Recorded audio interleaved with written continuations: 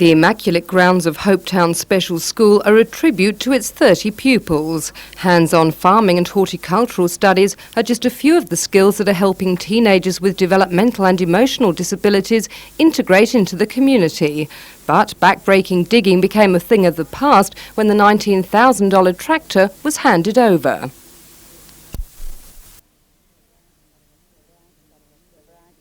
The Variety Club of Australia is giving away $1 million worth of equipment and goods all over Australia today. We're using the Valentine Day logo, the red heart, which is the logo of Variety, as a good excuse to give away $1 million. The tractor will be used to clear and maintain the 25-hectare site and will even help the pupils mix their own soils. And that's something that impressed media gardening expert Sandra Ross. See how it's moist underneath? Yeah. Pupils who come from as far afield as New Zealand grow and sell flowers and propagate their own plants. We'll be able to open more of this site and the kids can expand with their own agricultural projects.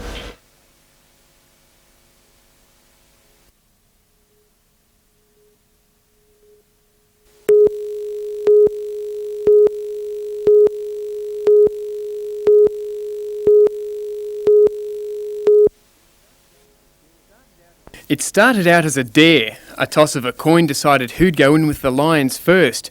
Madeline lost. In the midday heat, more than 500 youngsters from local schools waited in anticipation to see the big cats perform. From the outset, they weren't disappointed. The four 200-kilogram beasts eyed the curious intruders. Mickey and Madeline made last-minute phone calls before getting on with a live broadcast from inside the cage. So I'm going to cross live on the radio to Perry Brothers Circus at Broadmeadow and two women.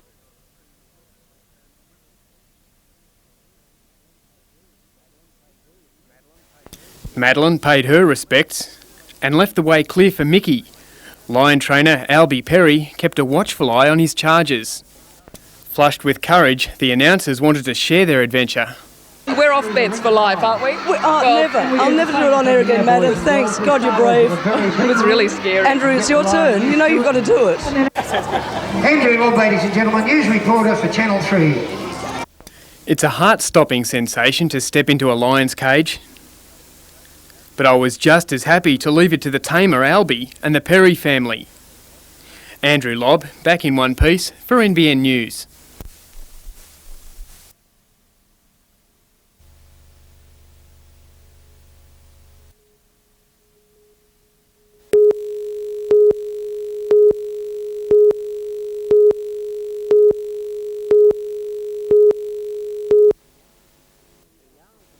The yarns and memories were flying thick and fast, just what you'd expect in this sort of company.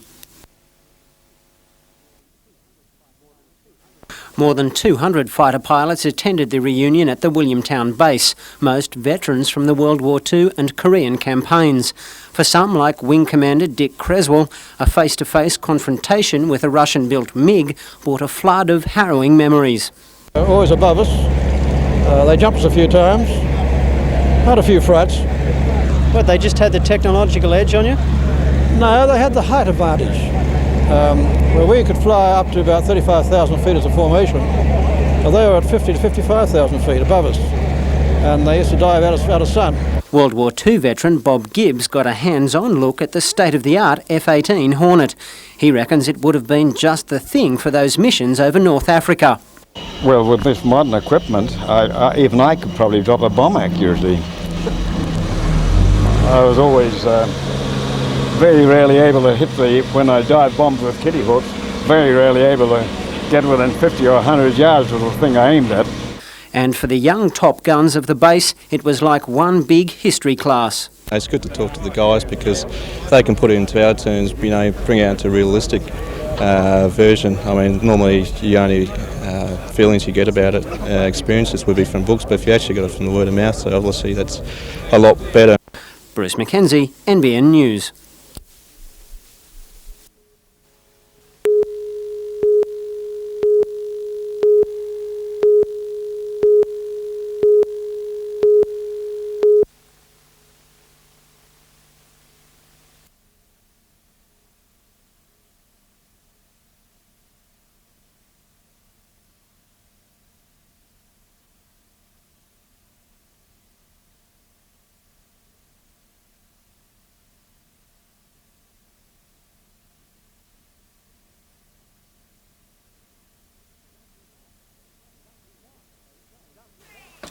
Just why they chose to do it this way, no one was saying, but I guess it is America where the assembly line method was developed, so why not?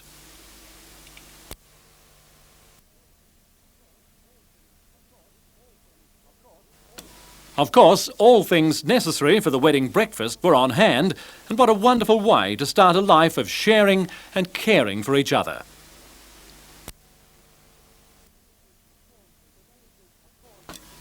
Of course, for those with absolutely no time to spare, there's always the drive-through method for the ceremonial vows and the romantic exchange of rings.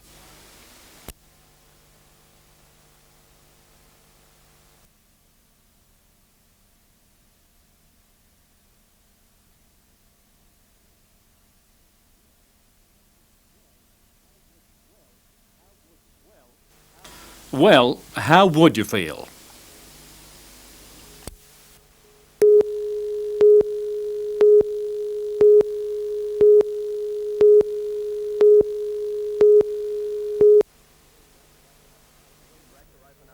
Tim Brasher opened up the Knights early in the first quarter and former rugby union player James Grant stood up the defence to post the first try.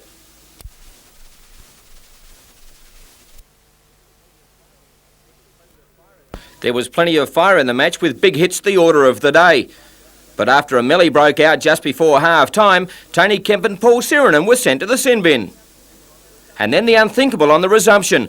Gary Freeman attacked and Ashley Gordon was in the way. Referee Harrigan unbelievably sent Gordon off for a late tackle.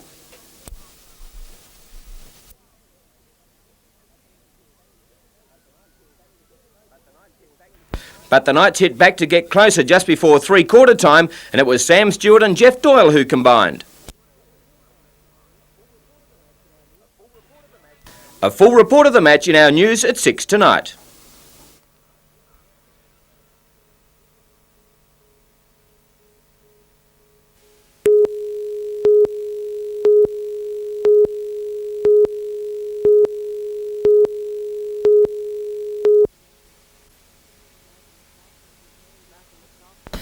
Back in the classrooms of Merewether Public School, these Year 5 and 6 pupils have to crowd around 1 or 2 computers.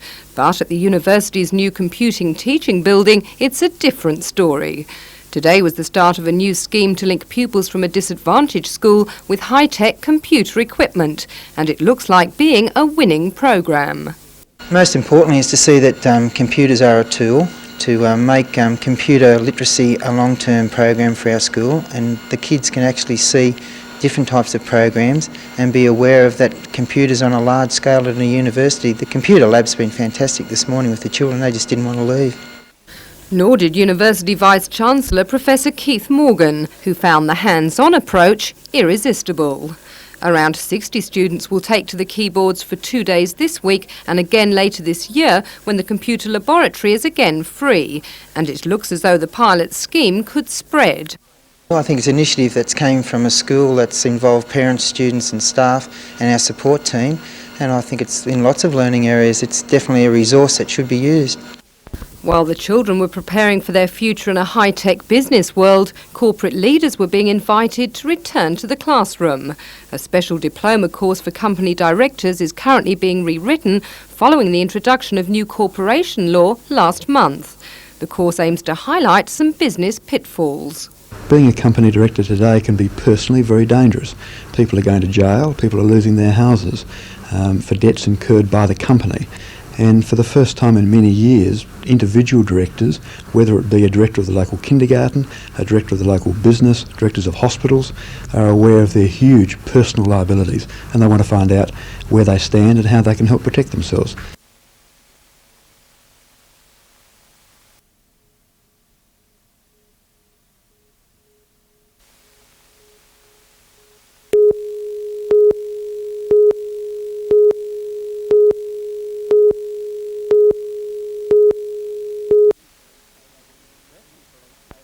Rescue police say they were warned not to comment on Mr Pickering's plans for their demise, but they found a mouthpiece in opposition leader Bob Carr. The simple fact is this: if a thing isn't broke, don't try to fix it. This minister's toying with an organisation that has proved its effectiveness over very many years. The Labor leader got a first-hand look at the Newcastle base and was quick to assure the police and ambulance officers assembled there it would be retained if he wins the next election. Oh yes, look, the Minister has got it into his head that by attacking specialised police units like the Water Police or the police band for that matter, or this, he's going to release police for other duties. Now that's not how it works. In fact, the New South Wales Police Association claims the city would gain only 2 additional permanent officers if the squad was abolished. This is the only rescue unit north of Sydney and south of Lismore. Now, I don't think it's very viable to have the 6th largest city in Australia have no police rescue unit. Meanwhile, the men who will take over the rescue duties spent the day reacquainting themselves with equipment they haven't been allowed to use for more than a year. Current government legislation means that only one fire station in the Newcastle area has the accreditation necessary to perform rescues. We haven't been notified of any change in the rescue at this stage. At the moment, we have Belmont as the only secondary rescue that we've got at the present time. Bruce Mackenzie, NBN News.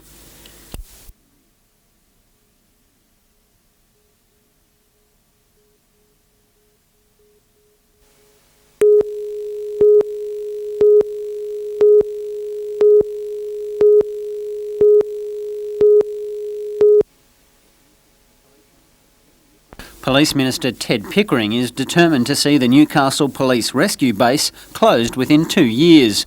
Bob Carr says if he's elected, it will stay. Oh yes, look, the Minister has got it into his head that by attacking specialised police units like the Water Police or the police band for that matter, or this, he's going to release police for other duties. Now that's not how it works, and in fact the police have been at the centre of most rescue duties for a very long time. And doing what he's doing with the specialised unit, with the expertise that's available here, is just going to disrupt the entire rescue apparatus. He's not the only one accusing the Minister of getting his sums wrong. The Police Association says the dismantling of the squad will give Newcastle just 2 extra police on the beat and leave northern New South Wales with a dangerous lack of rescue personnel. Now, this is the only rescue unit north of Sydney and south of Lismore. Now, I don't think it's very viable to have the 6th largest city in Australia have no police rescue unit. In actual fact, it should be built up a little bit more. I find that very hard to believe. The opposition leader says the rescue squad more than proved its worth during the earthquake crisis. I think it's very stupid, and it's seen as being stupid in this city, where the rescue arrangements proved their value during the Newcastle earthquake a little over a year ago. The simple fact is this: if a thing isn't broke, don't try to fix it. This Minister's toying with an organisation that has proved its effectiveness over very many years. Bruce Mackenzie for Newsnight.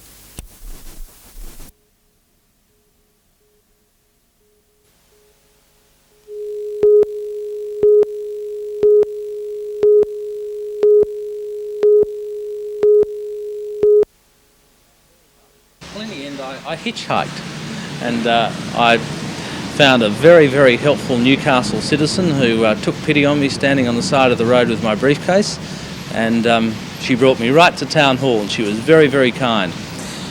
And her name is in fact Liz McGrath, and I think she deserves a Citizen's Award for helping me out. Thank you.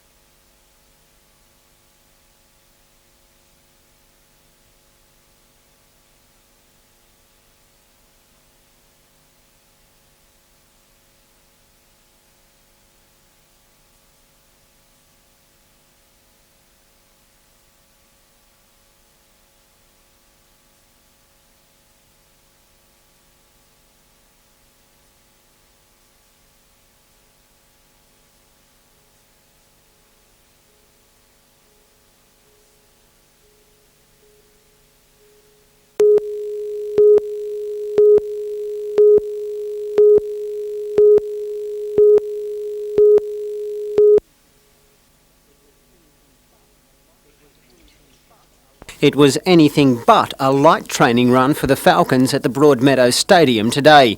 Intensity has been Coach Ken Cole's keyword for the 1991 campaign, and that's exactly what Sydney will be confronted with come Saturday night. They're sick of banging heads with each other anyhow, so they need to get out and hit somebody else for a change. So yeah, this will be an interesting start for them. We'd like to mix it up quite a bit early and right through the pre-season if we can. We've always been a believer in it's not who starts but who finishes. So now we need to get some of the youngsters to start and give the seniors a chance to finish it off. With a handful of superstars like Green, Everett, Johnson and Bullock, the Falcons have the firepower to trouble any side in the league.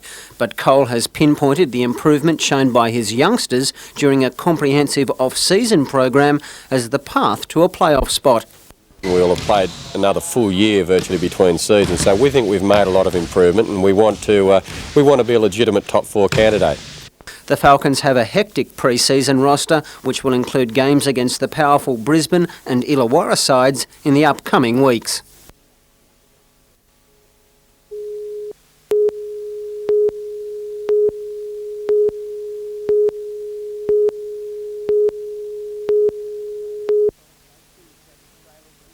Two semi-trailers hit on the Bayswater Creek Bridge near Liddell at 11 last night. Police say a northbound Kerry's freighter carrying soybean oil, Scotch whisky and pool chemicals veered onto the wrong side of the road, ramming into the southbound TNT truck which was laden with fruit. Obviously every accident is horrific that you attend, but this is definitely one of the worst ones. The northbound driver, 31-year-old Anthony Charles Moore from Tamworth, was killed instantly. The other driver, Archie Stogianopoulos, 39 from Melbourne, died on the way to hospital. Incredibly, his passenger walked away with abrasions and shock. The fire brigade immediately called in the Special Chemicals Unit, fearing a dangerous reaction from the soybean oil pool chemicals mix. Those fears proved unfounded. This morning, firemen using special foam began the long job of cleaning up the road. Traffic was diverted around the accident scene for 14 hours. This stretch just north of Singleton is fast becoming a black spot on the highway. The double fatality last night is just one in a series of tragic crashes. A cross beside the bridge signifies this. Just 2 months ago, another truck driver was killed. Locals say there have been 8 serious smashes in the last 12 months, and they want something done. Probably going to take another bus crash, just like Grafton, to get anything done around here. The roads are very uneven, canvas on it, it's just, the whole roads are just way out of whack around here at the moment. Police say both road conditions and driver skills are at fault. It's believed fatigue was the reason for the latest fatalities. Peter Ryan, NBN News.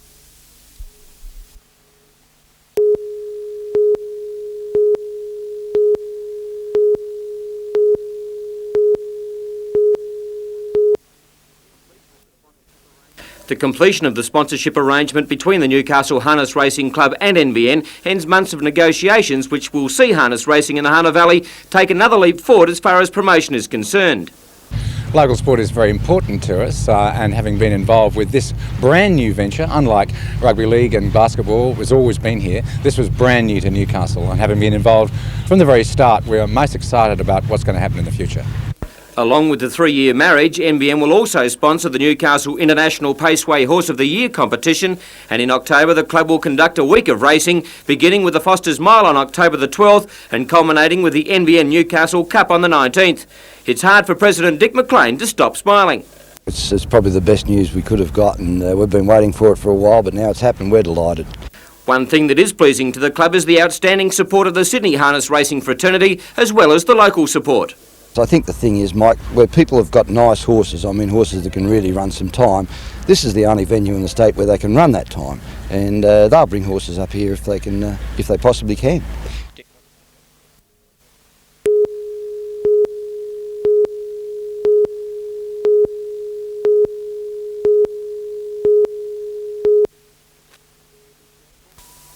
It's called the Python Loop roller coaster, and it's set to make its first appearance at the Newcastle show.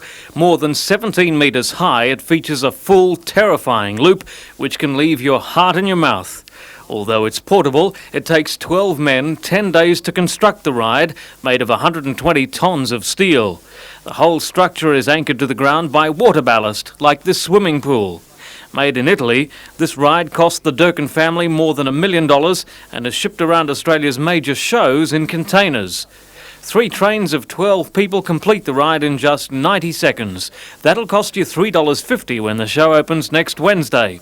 But for those who can't wait, here's a free preview thanks to our intrepid cameraman.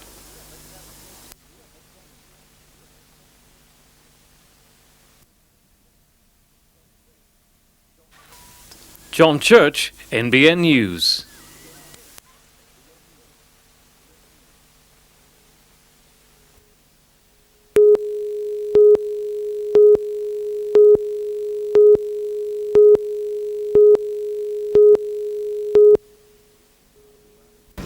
Iraq agrees to a full and unconditional withdrawal of its forces from Kuwait.